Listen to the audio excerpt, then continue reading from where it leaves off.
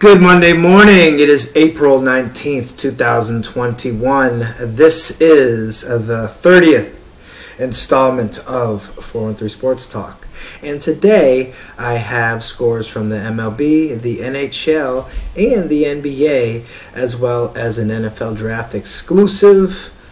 My top 10 tight ends. Now, this list is kind of the top four guys are the ones that are going to make an impact at the next level. You could say maybe Brady Christensen. We're going to get into him. You could say maybe I got him in the wrong spot on that list, and I apologize for that. For those of you who are into the NFL draft and evaluating college prospects. But we are going to get to that as well as the updated high school football power rankings. So without further ado, let's start. First of all, it's a beautiful day. You hear the birds chirping. It's abundance of sunshine. You gotta love it. So let's start, shall we, with some scores. From the NBA, Atlanta Hawks over the Indiana Pacers, 129-113. New York Knicks beat the New Orleans Pelicans 122-112. Miami Heat over the Brooklyn Nets. Good job, Brian Jones. Your Miami Heat finally win by 2, and it was 109-107. Charlotte beats Portland. 109-101. I don't understand what's going on with Dallas and how you all guys say that Luka's so good and Dallas loses to some of the worst teams in the league. Don't understand that. Sacramento Kings beat them 121-107. Finally, the nightcap was the Clippers 124 over Minnesota Timberwolves 105.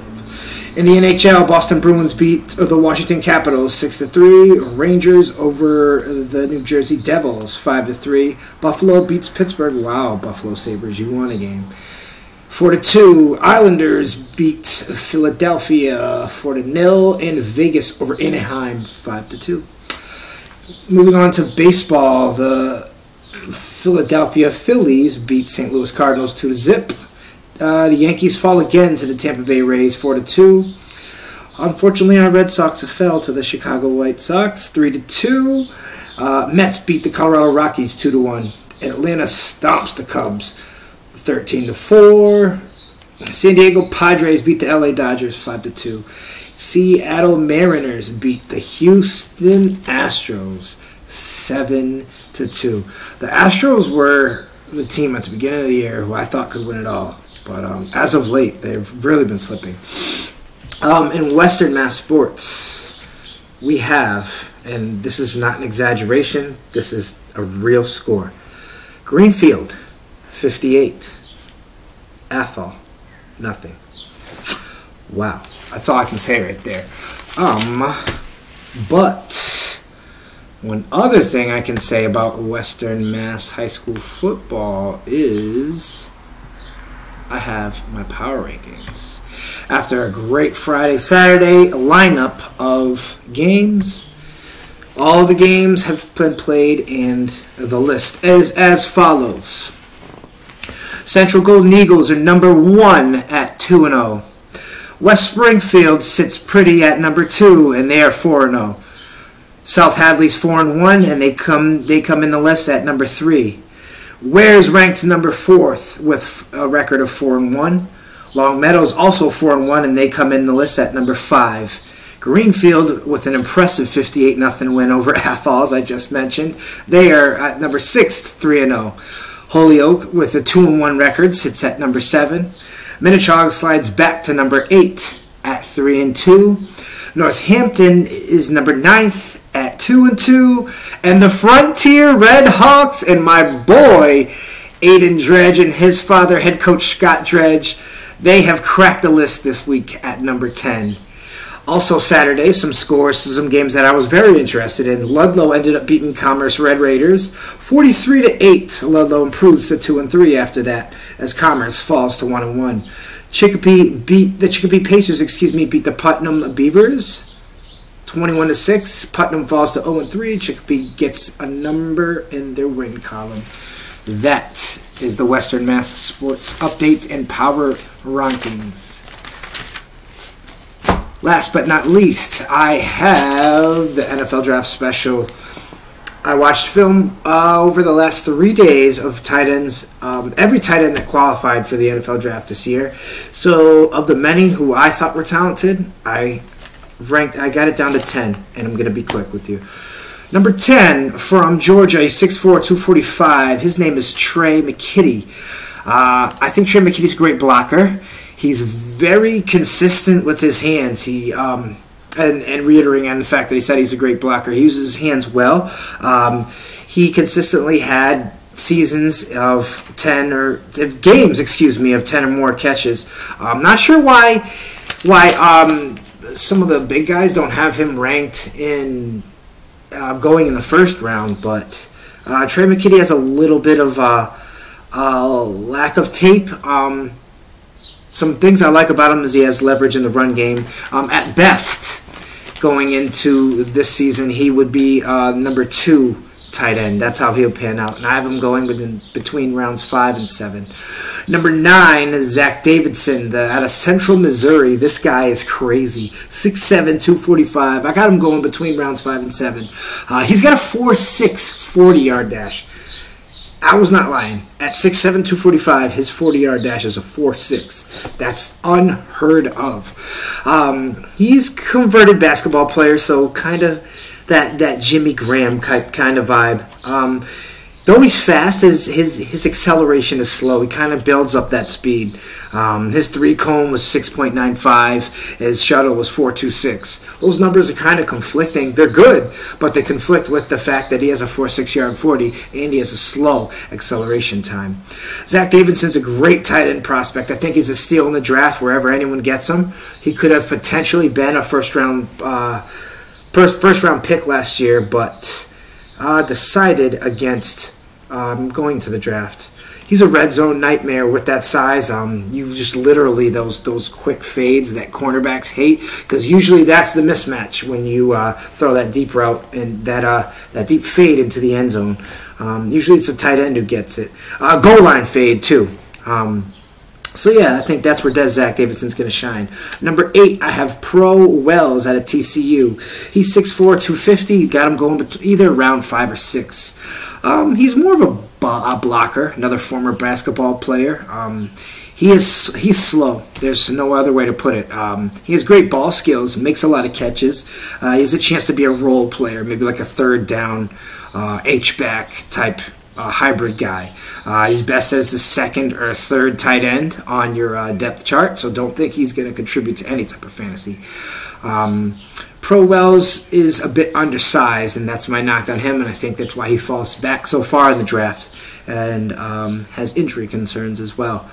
Number 7, Jack Stahl out of Nebraska, 6'4", 260.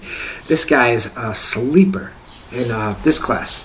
He gets off the ball very fast. He's a very willing blocker, and with that size, that's going to translate well to the next level.